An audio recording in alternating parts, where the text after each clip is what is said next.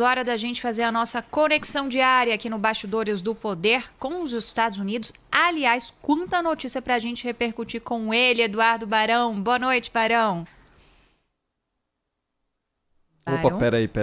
Bandeirantes, pois é, mais um dia agitado por aqui, né? Mas a confirmação agora há pouco, mais importante da política aqui na corrida presidencial dos Estados Unidos, de que a senadora Kamala Harris, ela 2 vezes senadora pelo estado da Califórnia, foi indicada na chapa do democrata Joe Biden. Kamala Harris é uma senadora negra, ex-promotora, ex-procuradora-geral do estado da Califórnia, chegou a concorrer às prévias dos democratas, acabou desistindo, segundo ela, por falta de dinheiro, e vai formar a chapa com Joe Biden. Claro que é sempre importante esse tipo de anúncio, mas tem algumas situações específicas, né? O Joe Biden tem 77 anos de idade, é um candidato que deve concorrer a apenas um mandato, não deve tentar a reeleição, então a escolha da vice era algo muito aguardado. O Biden já tinha anunciado que escolheria uma mulher e agora confirma o nome mais falado justamente da Kamala Harris, que é uma senadora negra que tem uma função política muito importante. Inclusive foi uma das que mais bateu de frente com Donald Trump na discussão que houve no Congresso americano, na investigação se Trump teve ou não a ajuda da Rússia na última eleição, que foi vitorioso. Como Biden está à frente de todas as pesquisas aqui nos Estados Unidos, a escolha mais indicada, realmente, segundo os analistas, era de Kamala Harris, que era alguém já meio que sabido, não tem nenhuma experiência, ninguém tão fora do círculo, e é um nome que agrada em cheio, principalmente aos integrantes do Partido Democrata, adversário de Donald Trump. Oi, Barão, bom fim de tarde para você por aí nos Estados Unidos. Quem é Kamala Harris? Como que ela chegou a esse posto? Como que ela se fez e se projetou para ser candidata a vice-presidente junto com o Joe Biden?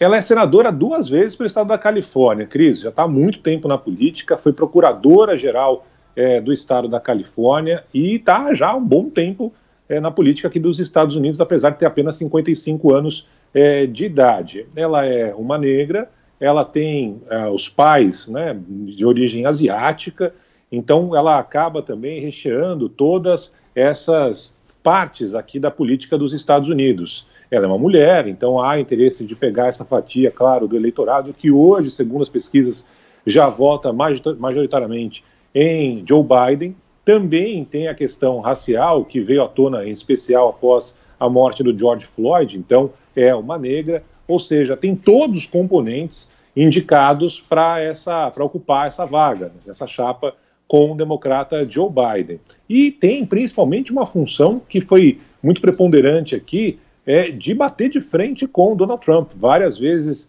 questionou as indicações de Trump, bateu de frente no Congresso americano, fez uma oposição severa ao atual presidente, ou seja, agrada muito aos democratas e tem todos esses outros componentes que podem também trazer outros eleitores para o voto em Joe Biden.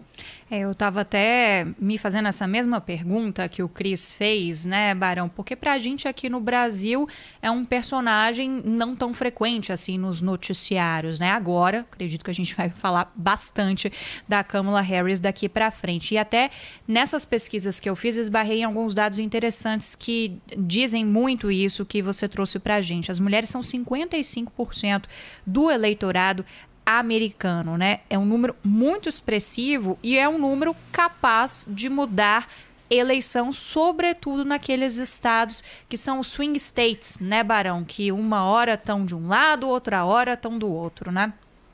Exatamente. Aqui a eleição é completamente diferente da eleição brasileira, ou seja, não necessariamente aquele que teve mais votos vai ser o eleito. Foi assim na última eleição. Hillary Clinton teve mais votos do que Donald Trump, mas como o Trump ganhou em estados que tem mais delegados, são esses delegados que acabam determinando qual será o novo presidente dos Estados Unidos. É claro que há uma importância muito grande na escolha do vice, ainda mais, da vice no caso, né? Ainda mais quando você tem um candidato de 77 anos. Ninguém está imaginando que nada de mais grave vai acontecer com o Joe Biden, caso ele seja eleito. Mas é claro que essa questão sempre vem à tona por aqui. Mas tem um detalhe, Cris e Isabel, a gente foi acompanhar várias pesquisas que estão sendo feitas por aqui, e assim como no Brasil, essa história do vice também tem uma importância relativa. Era isso que eu ia te perguntar, Barão. Se é um vice decorativo, a gente já ouviu essa expressão muito no Brasil. Qual que é a diferença de um vice aí nos Estados Unidos para um vice aqui no Brasil? Não sei se vai ser decorativo ou não, mas para o eleitor, o vice não é algo importante. As pesquisas mostram isso. E muito parecido com o que acontece no Brasil. Ou seja, na hora de você votar, o eleitor nem sabe muitas vezes qual é o vice. Isso acaba tendo um preço até custoso lá na frente, né? A gente cansou de ver na história recente do Brasil muitos vices assumindo cargos importantes. Então, a leitura que se tem por aqui é muito parecida à leitura daí. A maioria não vota preocupado com o vice. Mas é evidente que num cenário em que tem um candidato que está à frente das pesquisas, uma escolha de um vice, no caso de uma vice, era tido como algo ali a se acompanhar. E a escolha agradou em cheio aos representantes do Partido Democrata e pode sim, por que não, trazer frutos com outros eleitores, mulheres, negros, que podem, quem sabe, ver com bons olhos a escolha de Kamala Harris para vice de Joe Biden. Eu estava lendo aqui já o Trump sendo Trump, né, Barão? Algumas horas ele tinha lá dado declarações de que a escolha de uma mulher vice-presidente por Joe Biden seria uma ofensa a alguns homens nos Estados Unidos. O Trump mantém o Mike Pence na chapa dele, né? Na chapa de reeleição dele? Mantém, Cris. Mike Pence é o vice de Donald Trump. E, de novo, né, a briga vai ser entre os dois. Né? Claro que esse é um dado para mim muito importante, né? A primeira vez que uma mulher negra concorre numa chapa majoritária. Né? Não é ainda para a presidência dos Estados Unidos. Nós já tivemos aqui o primeiro negro eleito, que foi o caso do Barack Obama, mas é a primeira vez na história americana que uma mulher negra concorre na chapa majoritária, na chapa principal, ou seja, é vice do candidato. Pode assumir lá na frente a presidência dos Estados Unidos. E muito se fala também do que vai acontecer daqui a 4 anos. Né? A eleição nem foi realizada ainda, mas já há essa possibilidade lá na frente. Né? De repente, como é que foi o desempenho de Biden, é muito comum o vice assumir, então, claro que isso pode acontecer. Mas, lógico, tem que passar muita água debaixo dessas pontes todas que tem por aqui. Né? Enquanto isso, para a gente terminar, viu, Barão, temos também Sputnik. Eu adorei esse nome, porque é um nome ali para alfinetar os Estados Unidos, o nome da vacina russa, né? Como que esse anúncio dos russos caiu aí nos Estados Unidos, Barão? Rapidinho uma repercussão para a gente.